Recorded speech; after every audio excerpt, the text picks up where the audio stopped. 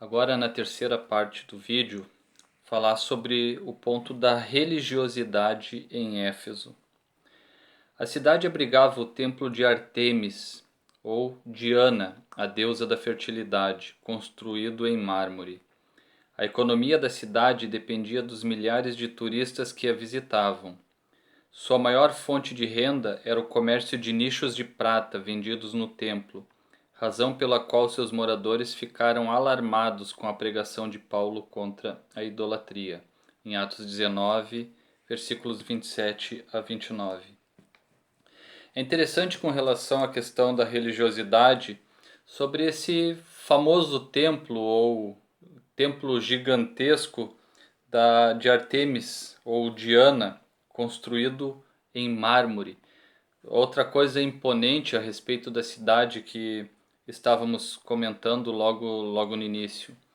Só a cidade, por ser um centro político, comercial e religioso, usava essa questão religiosa para arrecadar muito dinheiro. E é interessante o texto de Atos 19, 23 a 27, que fala a respeito disso, que diz o seguinte: Por esse tempo houve grande alvoroço acerca do caminho, ou seja, a respeito de Jesus Cristo, na sua famosa declaração de João 14,6, Eu sou o caminho, a verdade e a vida. Os discípulos do Senhor Jesus eram conhecidos como o caminho, então estava havendo uma divergência aqui.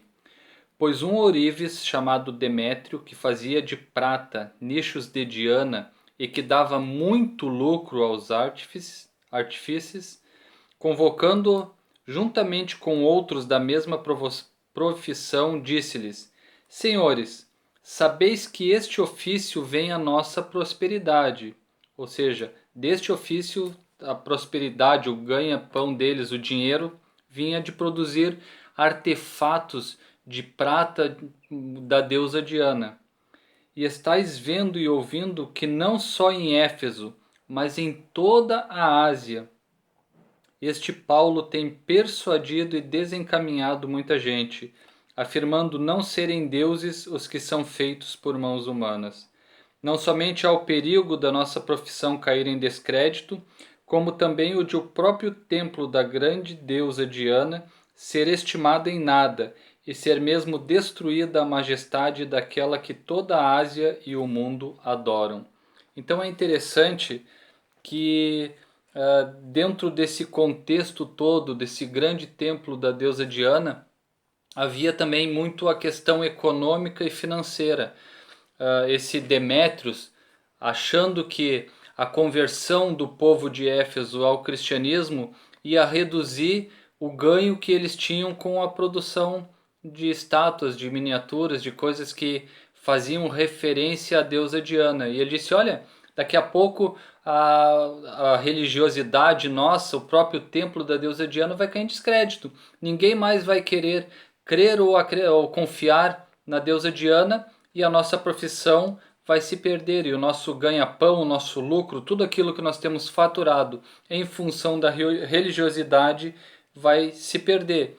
Até porque a economia da cidade de Éfeso, por ser a metrópole onde as pessoas iam para buscar tudo o que era necessário, uma das questões era o turismo. As pessoas iam a Éfeso até para ver o grande templo da deusa Diana e às vezes levavam alguma relíquia ou algo que era produzido por esses ourives, esses artífices dessas pequenas questões que eles produziam ali. Então, a fonte de renda deles era isso. E eles tinham medo de que a conversão trouxesse a ruína deles. E chega o apóstolo Paulo e prega exatamente contra a idolatria. Imagina a situação que se encontrava a sociedade naquela época. Produzindo, lucrando muito com a idolatria, e chega alguém e prega contra, dizendo, olha, a idolatria por si só é um pecado que afasta o homem de Deus. Então, o apóstolo Paulo criou um grande impacto. Por isso que o que foi lido no texto anterior, esse Demétrios juntou o povo, arrastou alguns dos discípulos para dentro lá do anfiteatro, onde cabia 25 mil pessoas, e começaram a fazer um alaúde lá, e barulho e bagunça. No final não sabiam o que estavam fazendo, e quando alguém se tentou levantar para dizer algo, eles exclamaram com grande voz por quase 2 horas, dizendo: grande é a Diana dos Efésios. Imagina 25 mil pessoas gritando 2 horas: grande é a Diana dos Efésios. Então foi um conflito, algo bem interessante nessa época, Paulo pregar contra a idolatria numa cidade completamente idólatra. Mas o terceiro ponto fala sobre a igreja de Éfeso. E vai dizer o seguinte: Paulo evangelizou a cidade e seus arredores durante 3 anos. Quando chegou a Éfeso, o apóstolo encontrou 12 discípulos, os quais batizou nas águas e conduziu a receber o batismo no Espírito Santo. Em seguida, evangelizou os judeus na sinagoga por um espaço de 3 meses. E como alguns judeus resistiram ao evangelho, voltou-se para os gentios, pregando num salão alugado na escola de Tirano. Em Éfeso, Deus usou Paulo poderosamente e a igreja crescia, pois até os lenços e aventais do apóstolo foram usados para curar os enfermos e expulsar demônios. Grandes líderes da igreja também passaram por Éfeso. Apolo ministrou ali e foi instruído por Priscila e Áquila. Timóteo também foi designado para pastorear na cidade. E segundo Irineu, bispo grego do primeiro século, o apóstolo João também liderou a igreja. Então, o apóstolo Paulo começa a citar aqui que ele ficou trabalhando por 3 anos na cidade de Éfeso. 3 anos onde ele evangelizava e ensinava. Atos 20:31 vai dizer: portanto, vigiai, lembrando-vos de que por 3 anos, noite e dia, não cessei de admoestar com lágrimas a cada um.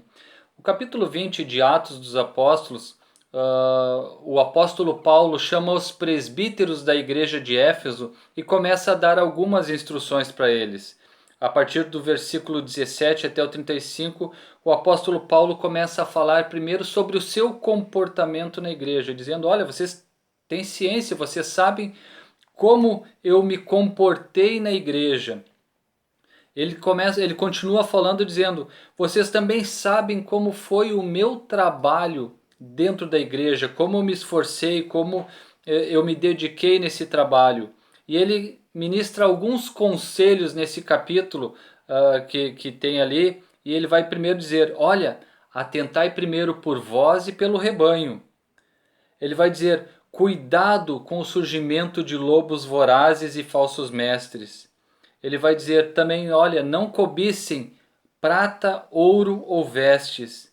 E ele vai encerrar dizendo: olha, é mister socorrer os necessitados.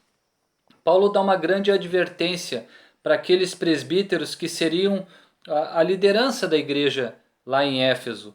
Algumas coisas que eram complicadas antigamente, por exemplo, a questão do lucro de acumular prata e ouro. Então, o apóstolo Paulo começa a dizer para eles: olha, tenham cuidado com isso.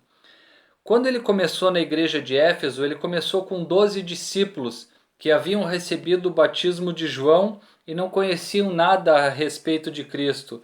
Então ele começa ensinando eles a respeito disso. Atos 19, 5, 7, que é o texto que nós lemos aqui na leitura bíblica em classe. Depois também vai dizer que por 3 meses ele ficou evangelizando os judeus. Paulo não chegou em Éfeso e saiu evangelizando os gentios. Ele procurou primeiro evangelizar os judeus. E por 3 meses ele fez isso. Atos 19, 8 diz: durante 3 meses Paulo frequentou a sinagoga, onde falava ousadamente, dissertando e persuadindo com respeito ao reino de Deus. 3 meses ele tentou pregar entre os judeus, mas eles não aceitaram. Então ele foi e pregou entre os gentios na escola de Tirano. Atos 19, 9 e 10. Visto que alguns deles se mostraram empedernidos e descrentes, falando mal do caminho diante da multidão, Paulo, apartando-se deles, separou os discípulos, passando a discorrer diariamente na escola de Tirano.